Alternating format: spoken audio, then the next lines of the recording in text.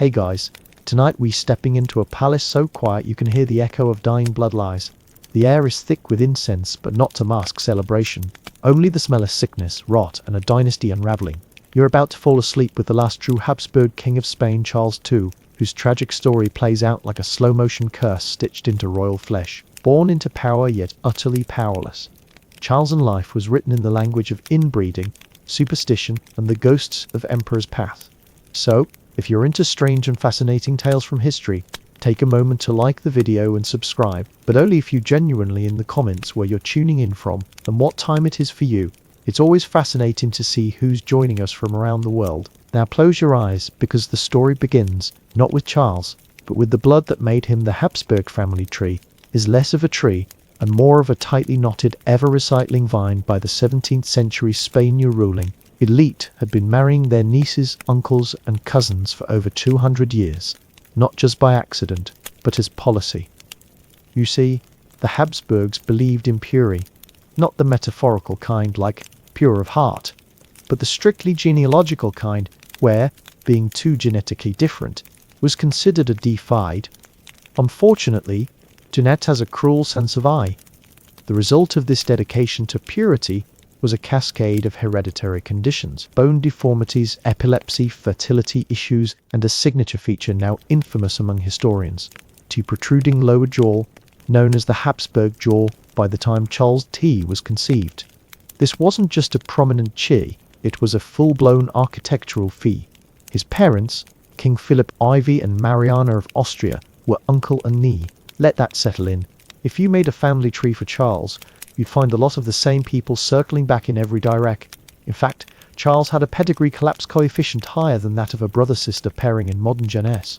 So, yes, when Charles was born in 1661, he entered the world already carrying the load of an empire.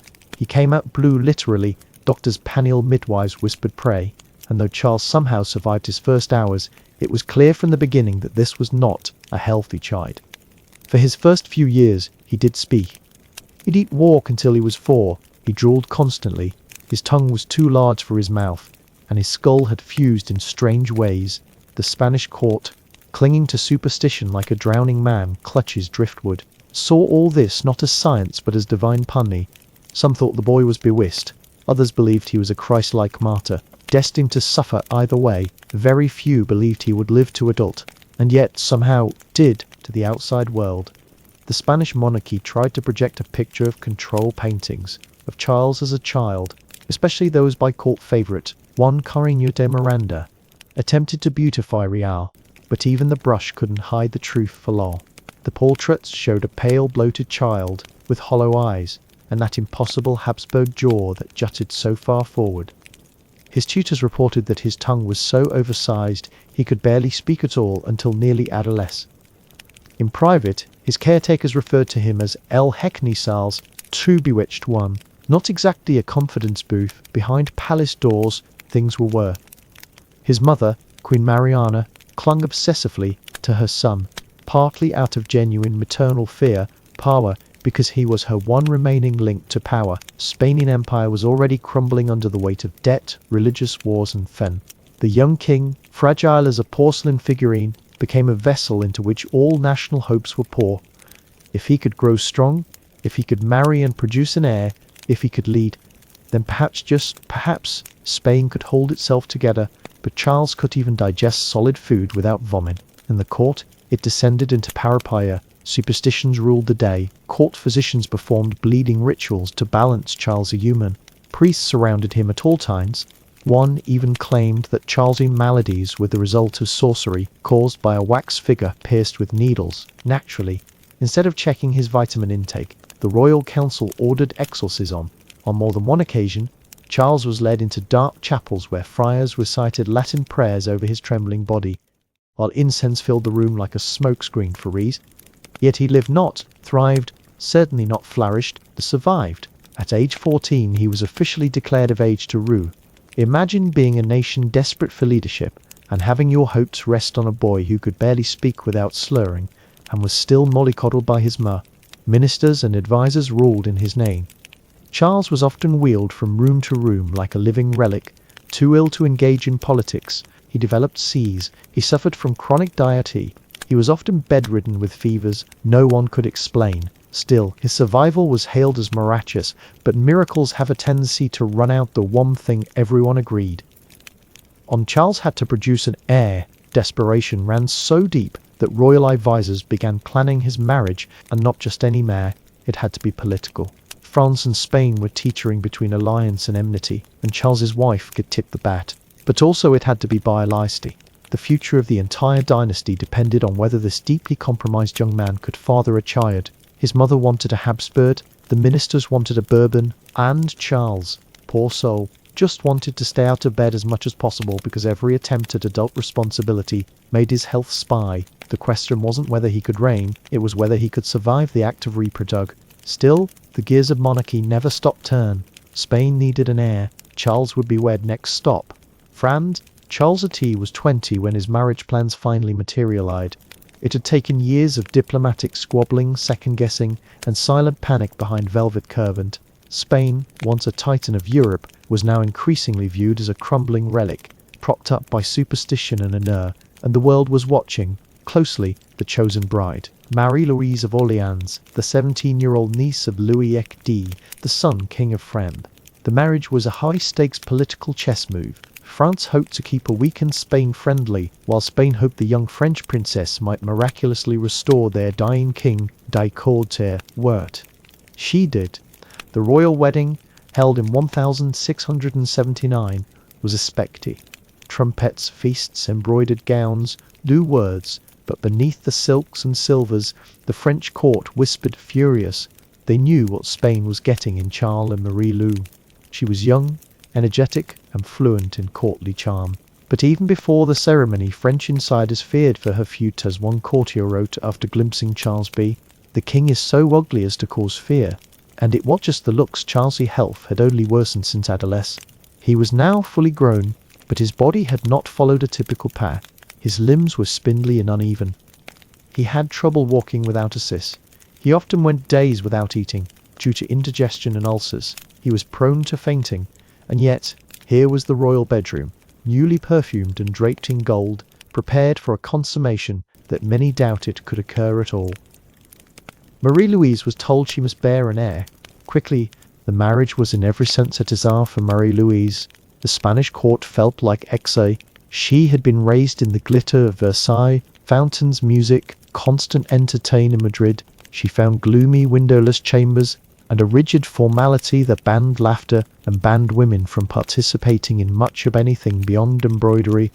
Her mother-in-law, Mariana, still ruled the household like a prison wall.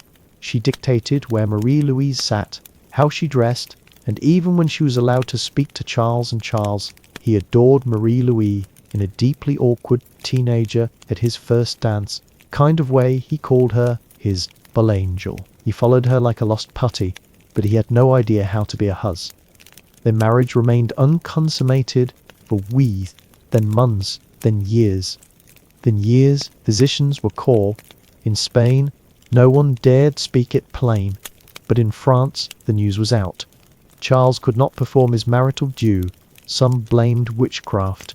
Others suspected he was impotent. Still others suggested he had no understanding of what sex even was. Contemporary sources offer different flavors of imbas.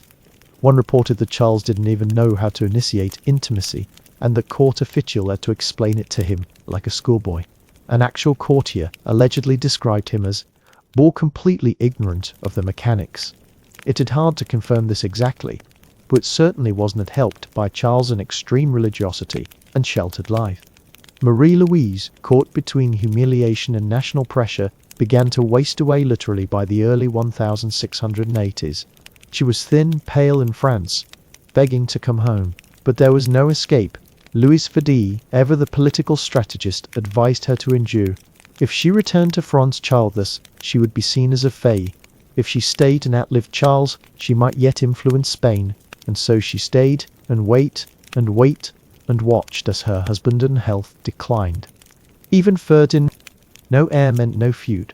The Habsburg line in Spain would end with him, and with it, perhaps, the kingdom itself. In the midst of this pressure, Spain resorted to despair. Charles was subjected to ritual purges, an endless herbal treat. One physician fed him ground-up poles and powdered deer horn. He was bled regularly until he could barely stand. He was forbidden to bathe because bathing, they believed, weakened the spirit at one point. Monks encouraged him to carry the relic of Sant Isidro under his clothes to ward off inferi. None of it worked. The royal marriage remained barren, and Charles, increasingly tired, frequently fevered and racked by intestinal problems, became less and less present in court affairs. He was there, but not really there. Then came the tragic twist in 1689. After nearly a decade of this ghost marriage, Marie-Louise suffered palsy, then vomiting, then delirium. Within days she was dead. The official cause was listed as but a more acute indigestion. Contemporaries, never ones to miss a juicy theory, accused Mariana, the Queen Mother, of poisoning her. Others blamed stress and starvation. Modern scholars speculate she likely died of appendicitis or ruptured ulcer, but the truth remains fuzzy. What is clear, she died childless, and with her any last hope of Charles producing a Habsburg heir withered. The Spanish court appropriately panned, but the monarchy had a play left just weeks after burying Marie-Louise. Charles and council began planning a second heir. He was now 28, still ivy, still weak, still childless, but Spain could afford to stop trying. In 1690, Charles married Maria Anna of Neuburg, a German princess from a famously fertile family. Her parents had 23 children. Surely, they thought, the odds were better.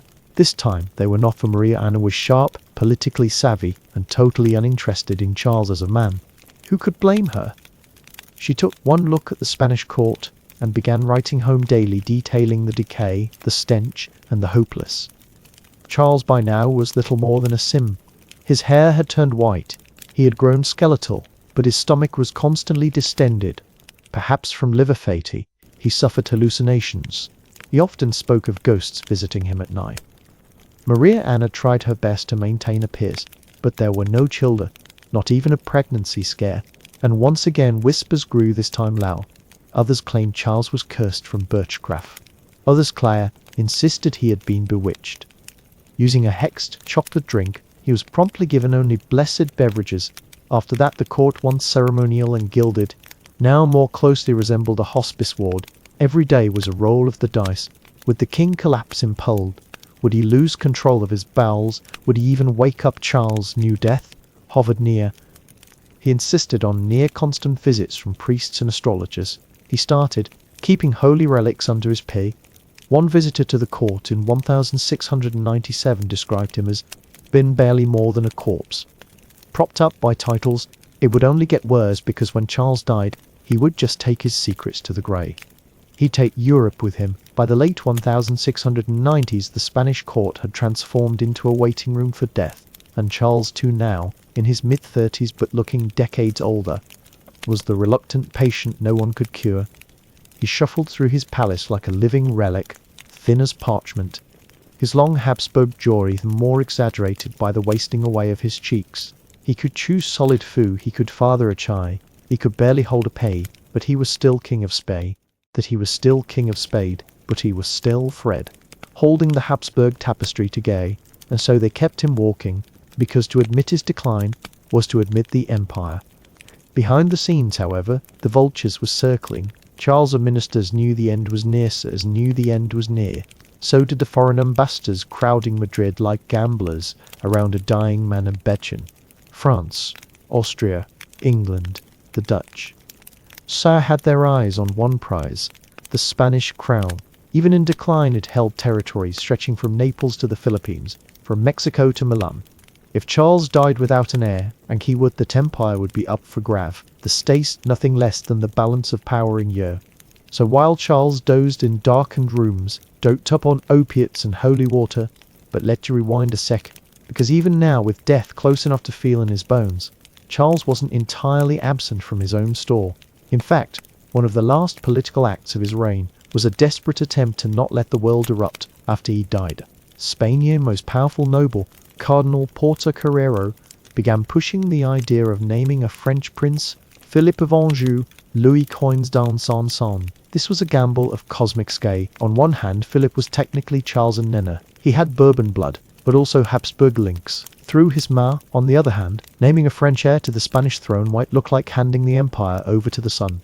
King Austria, also a Habsburg stronghold, would never accept it, and England, they were already sharpening their swords, but Charles, tired, desperate, and likely manipulated, signed the will in it. He named Philip as his successor, and then he waited, and so did everyone else.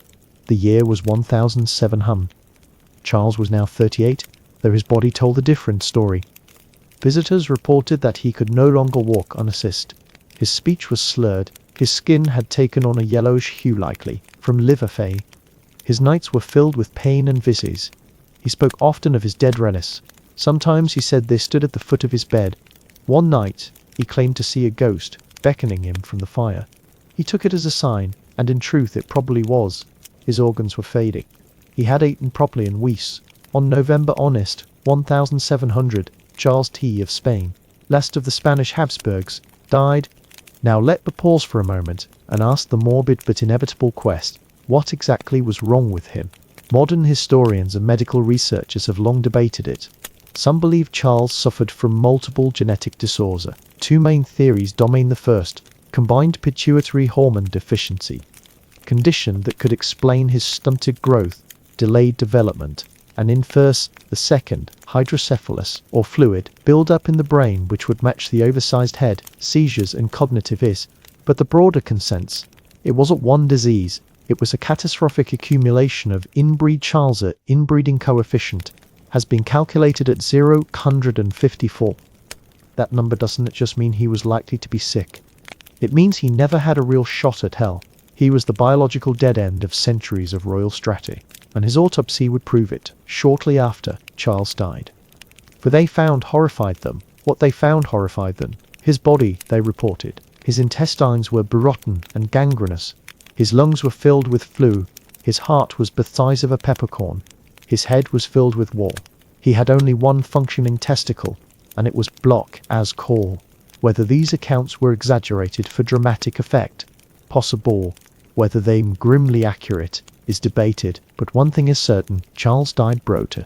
His body a collapsed bridge between centuries of power and a future shaped by war, because with Charles and death, the world didn't pause to mourn, it leapt into chaos. France accepted the will and crowned Philip of Anjou as Philip V of Spain. Austria called foul, insisting the Spanish crown rightfully belonged to the Habsburg Archduke Charles.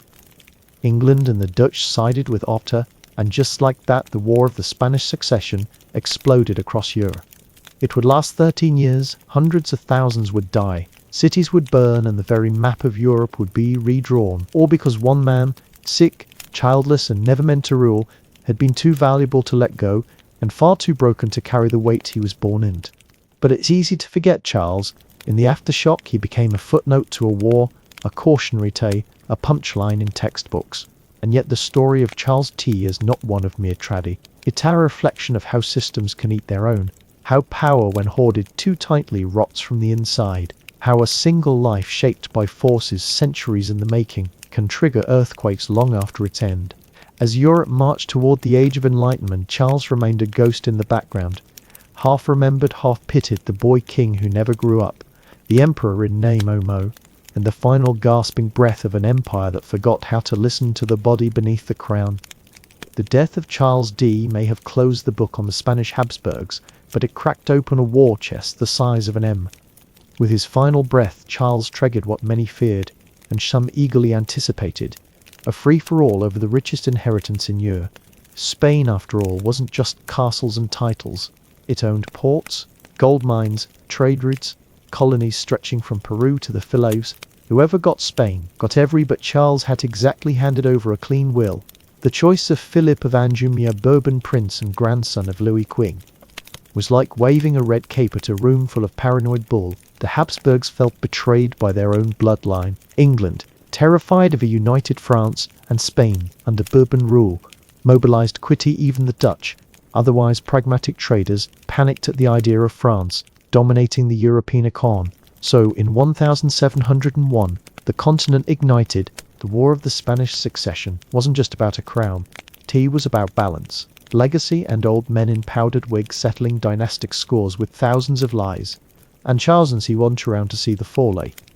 but in many ways his absence was the most powerful force in the room. Let's rewind again to Charles' final years, to understand how little control he had in shaping his own legacy, because even while kings and courtiers argued over treaties and borders, Charles could barely string sentences together. He slept for long stretches during the day, he suffered from night terror, he lost weight rapidly, yet his stomach swelled grotesquely, likely from fluid retention. By 1699, his council had resorted to consulting exorcists again. Yes, again. One friar claimed that Charles' body was being ridden by devils, and an elaborate ritual was held at El Escorial to purge the demon. It involved holy water, relics, chanting monks, a no joking silver-plated bed frame. Charles lay limp the entire time when the ritual failed to improve anything. The friar blamed a courtier mistress for cursing the king through a bewitched rosary. This was the level of science the Spanish crown operated under at the turn of the 18th century. Charles would be propped up in a chair for events, his eyes glassy, his mouth slack. He sometimes mumbled responses, often forgetting names. Few those of his own age when envoys from foreign courts visited. They described him as a corpse, surrounded by courtiers pretending hair alive, like a medieval version of Weekend at Bernie, but with wigs and ceremonial swords. One of the more bizarre episodes in Charles' final months involved a secret autopsy of a living man, fearing that he might be poisoned slowly, or worse, that he might rise from the dead. Possessed, the royal council ordered physicians to analyze samples of his sweat, saliva, and urine under candlelight. Their conclusion: melancholy of the spleen and possession of the stomach by a malevolent spirit. You come to make this stuff up except someone did. And it ended up in the official medical report. As his body shut down, Charles stopped eating entirely. He could no longer read documents. He signed his last decree with a trembling BC that barely qualified as a less. And still, they waited for a miracle. The miracle never came. When Charles finally passed away in his palace in Madrid, the city didn't erupt in immediate grief. Instead, it held its breath. Everyone wanted to see who would move first. Would France send an army? Would Austria march south? Would someone rip up the will and declare a coup? The body of Charles was laid out for public viewing, dressed in regal robes, makeup carefully applied to cover the jaundice, but nothing could conceal the truth. He had died as he had lived, surrounded by superstition, mythology, and tranid. When his autopsy results were made public, foreign dignitaries gasped. It wasn't just the blackened organs or the waterlogged brain. It was that so much had been ignored. Doctors who had served him for years had written glowing reports. Priests had declared him spiritually sound. Advisors had claimed he was still sharp of mind. The dissection, part strategic, part delusional, had become state pollen. As the war escalated across Europe, Charles' name was still whispered, not with reverence, but as a warn. In Austria, his cousins swore they do restore Habsburg law. In France, Philip V declared himself King of Spain. In England, Parliament debated how to prevent one another Charles from happening in their own royal lines. He was a symbol of how not to run a dynasty. No one had told the truth. No one had dared correct the gene poo. No one had put the survival of the kingdom above the pride of bloodlines. And so Charles became a myth, a cautionary tale in powdered lay. But even in myth he remained curiously human. He had tried, however feebly, to be a good husband. He had written letters to Marie-Louise after her death, placing them beside her portrait at night. He had prayed day. He had feared death, not because of pain, but because of faith. One story says he asked his confessor, "Have I done enough to be forgiven? Even if I could not be a king?" That may or may not be apocryphal, but it feels true, because what else do you say at the end of a life where you were born into everything, except the ability to enjoy it? By 1714, the War of the Spanish Succession finally ended. Spain had a new king. Its empire had lost territory, but retained its identity. The old order had been reshaped, but not shattered, and Charles, he had long since faded into memory. His bones buried in the pantheon of the kings at El Escorial, surrounded by ancestors who had built the empire he watched decay. No statue was raised in his honor, no feast day marked his death, but his legacy lived on in every nervous treaty, every genetic chart, every historian ranked lecture on what went wrong. Because Charles T. wanted a villain, he wanted a tyrant. He was simply the final breath of a dynasty that could stop looking inward, and by the time it looked up, it was already too late. In the silence that followed Charles' dying death, Europe exhaled, but it wasn't it, really. It was prepper. The thrones of half the continent had been watching a slow-motion collapse for years, and now the final domino had fallen. Charles had been quite literally irreplaceable, not because of brilliance or charisma or leadership, but because no one else could legally tie together the shattered puzzle of Spain and Empire. And now he was gone. No heir, no backup plan, no dime, just a parchment. Thin will naming a teenage French Bourbon as king, and the faint scent of incense still clinging to the silk pillows of an empty throne. But before the war consumed everything, let me look once more at the man left behind, because even as Europe debated Mact and treaties, Charles remained present in the minds of those who had served him, pitied him, and in many cases failed him. The Spanish people for the most part didn't hate him. They had grown used to his image, the ghostly king who stared blankly from coin portraits and processions, the one who drooled at ceremonies but still bowed his head in reverence. He was more than a roux, he was a relic, a living icon, and as strange as it may sound, that gave paint stability too. If it was barely functional, was still stabile. But inside the palace, stories began to lead.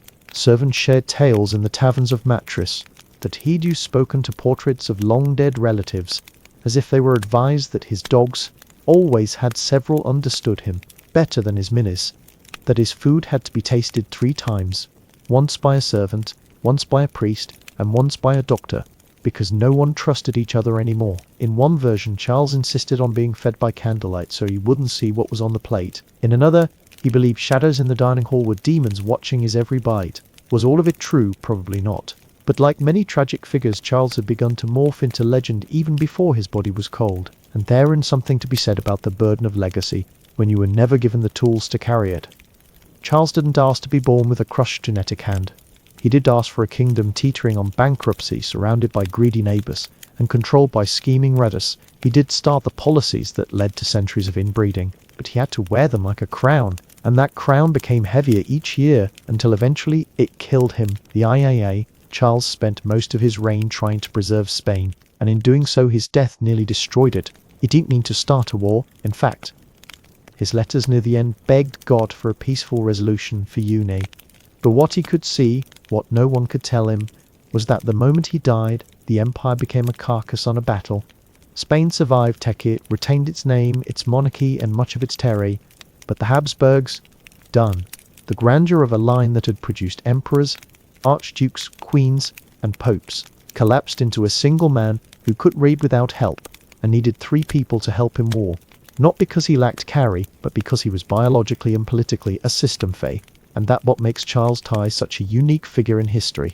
Not infamous like Nero, not glorious like Napoleon, but memorable all the same, because Charles reminds us what happens when power ignores its own ball, when tradition becomes superstition, when appearances matter more than out of habit, not empires. Its story isn't one of kingship, Dune one of slow erosion, of courtrooms filled with echoes and incense and no new ideas, of a man who tried in his own limited failing way to hold it all together, and perhaps most tragically, a man who never really had a chance, because at the center of every collapsed empire is someone like Charles.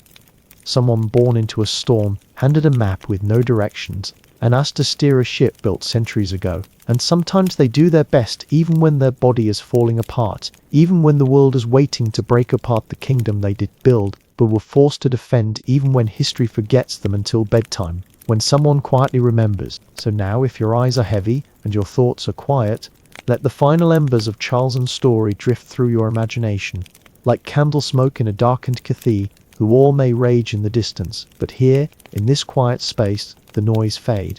Picture his shadow pacing through the dim corridors of El Escorial, the cold tiles beneath his feet, the ticking of antique clocks marking time. He never truly understood, even in weakness.